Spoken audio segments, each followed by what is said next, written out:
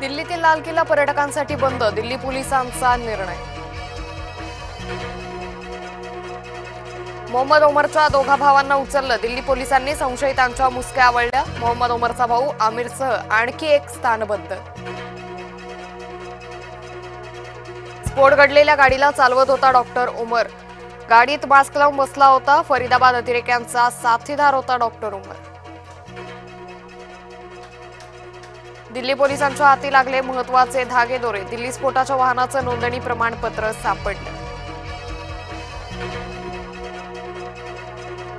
दिल्ली स्फोटामागे पांढरपेशा जिहाद, सुशिक्षित मुसलमान अतिरेक्यांचं षडयंत्र, तपास यंत्रणांना संशय।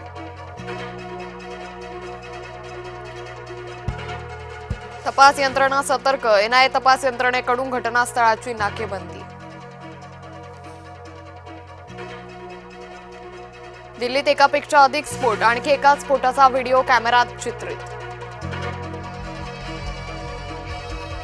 लाल किल्ला मेट्रो स्टेशनचे 2 दरवाजे बंद, खबरदारीचा उपाय म्हणून दिल्ली मेट्रोचा निर्णय।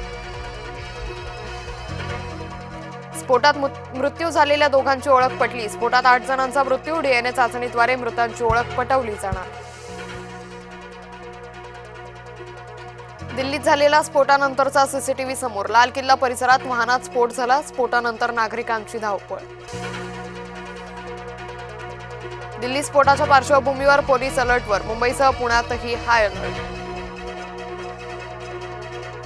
दिल्लीतील स्फोटानंतर शिर्डीच्या प्रवेशद्वारावर पोलिसांची नाकाबंदी, अहिल्यानगर जिल्हा पोलीस अलर्ट मोडवर, शिर्डी पोलिसांकडून वाहनांची तपासणी।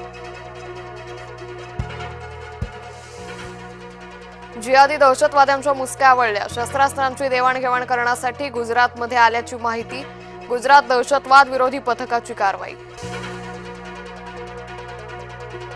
दहशतवादी केमिकल हल्ल्याचा कट रचत होते, मंदिरातील प्रसादात किंवा जलवाहिन्यांमध्ये रायसिन मिळवण्याचा डाव, गुजरात एटीएस कडून डॉक्टरसह 2 अतिरेकी अटकेत।